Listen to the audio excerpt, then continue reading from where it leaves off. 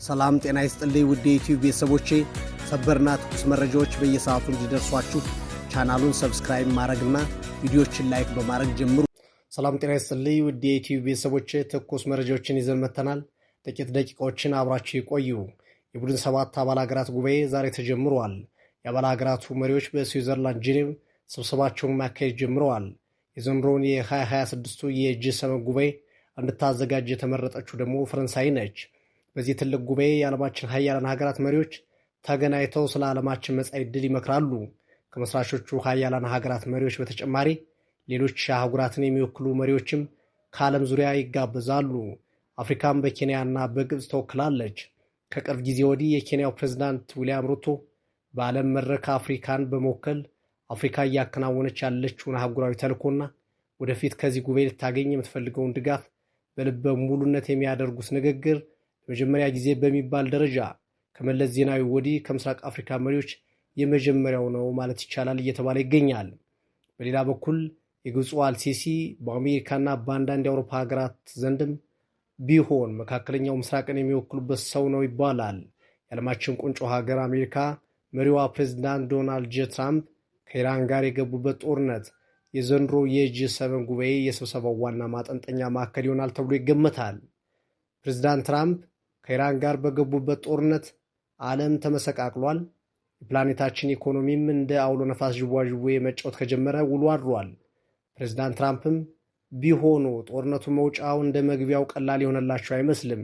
ከኢራን ጋር ስምምነት ላይ ደርሰናል ቢሉም ቅሉ ግን የስምምነት ነጥቦች በግልጽ ባለመነገራቸው ምክንያት ከብዙ የአውሮፓ ሀገራት መሪዎች በኩል ጥያቄ እየቀረበባቸው ይገኛል። በአንድና በሌላ ምክንያት በትራምፕ የአፍ ወለምታና አውቆ አጥፊነት በስልክና በፊት ለፊት በስድብ ሲሸነቆጡ የነበሩ የአውሮፓ ሀያላን መሪዎች ዛሬ በጂ7 ስብሰባ ፊት ለፊት ይገናኛሉ። የእንግሊዙ ጠቅላይ ሚኒስትር ኪር ስታርመር፣ የፈረንሳዩ አለቃ ኢማኑኤል ማክሮን፣ የጀርመኑ ቻንስለር ፍሬድሪክ መርዝ፣ የጣሊያኗ ጠቅላይ ሚኒስትር ጆርጂያ ሜሎኒ፣ የካናዳው ጠቅላይ ሚኒስትር ማርክ ካርኒ እና የጃፓኑ ጠቅላይ ሚኒስትር ሳናኤ ታካይቺ ጉባኤውን በበላይነት እየመሩ የዓለምን ሁለንተናዊ ችግሮች ነቅሶ በማውጣት ይወያያሉ ተብሎ ይጠበቃል። በነገራችን ላይ ይህ ጉባኤ የተመሰረተው እንደ አውሮፓውያን አቆጣጠር በ1970 ሲሆን ሩሲያ በ1997 ቡድኑን ተቀላቅላ ስያሜውም ከቡድን 7 ወደ ቡድን 8 አድርጎ እንደነበር የሚታወስ ነው። በ2014 ሩሲያ ጉባኤውን ለቃ መውጣቷ ይታወቃል። 45% የሚሆነውን የዓለማችንን ኢኮኖሚ የተቆጣጠሩት እነዚህ ሀያላን ሀገራት ድምር ዓመታዊ በጀታቸው 55 ትሪሊየን የአሜሪካን ዶላር ነው። ይህ ማለት ደግሞ 44% የዓለማችን ጂዲፒ በእነዚህ ሀገራት የተያዘ ነው ማለት ነው። ድምር የህዝብ መጠናቸው 780 ሚሊዮን ህዝብን የሚያስተዳድሩ ሲሆን ይህ ማለት ግን የዓለማችንን 10% ብቻ ህዝብ ያላቸው ያደርጋቸዋል። ሌላ አነጋገር 10% የዓለማችንን ህዝብ 55%ቱን የፕላኔቱን ኢኮኖሚ ተቆጣጥረዋል ማለት ነው። የጂ7 አባል ሀገራት በጋራ ከሰሯቸው ስራዎች መካከል የዓለም ኢኮኖሚ እንዲነቃቃ በማድረግ ረገድ የተቀናጀ የፋይናንስ ድጋፍ በማድረግ በዓለም አቀፍ ደረጃ የሚስተዋሉ የፋይናንስ ችግሮችን በጋራ በመፍታት የማይተካ ሚና ተጫውተዋል፣ እየተጫወቱም ይገኛሉ። የዓለም አቀፍ ንግድና ኢንቨስትመንቱን በመደገፍ ረገድም ትልቁን ሚና እየተጫወቱ ናቸው።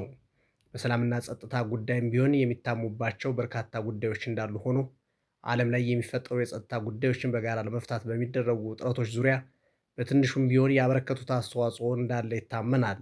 በአጠቃላይ በአየር ንብረት ለውጥ፣ በቴክኖሎጂና በጤናው ዘርፍ የሰሩት ተግባር በበጎ ጎን የሚታይ ሲሆን አምራች ኃይል የሚባለው ወጣቱ ክፍል ቁጥር መቀነስና በአንጻሩ በዕድሜ የገፉ ህዝቦች ቁጥር በመጨመራቸው ምክንያት ከፍተኛ በሚባል ደረጃ ለህብረተሰብ ጤና የሚያወጡት ወጪ ከፍተኛ መሆን፣ ከፍተኛ የመንግስታት ብድርና የየሀገራቱ ብሔራዊ ፍላጎት የተለያየ መሆን ደግሞ የጂ7 አባል ሀገራትን በየጊዜው የሚፈትኑ ጉዳዮች ናቸው። በዛሬው የግሩፕ 7 ጉባኤ የኢራንና የአሜሪካ እንዲሁም የእስራኤልና የሊባኖስ ጋዛ ጦርነቶች በመፍትሄያቸው ዙሪያ ሰፊ ውይይት ተደርጓል ተብሏል። የዩክሬን ሉዓላዊነትና የግዛት አንድነት ጉዳይም አጀንዳ ሆኖ መነሳቱ ተሰምቷል። የአውሮፓ አንድነት መሸርሸርም ትልቅ አጀንዳ ሆኖ መነሳቱ ነው የተሰማው።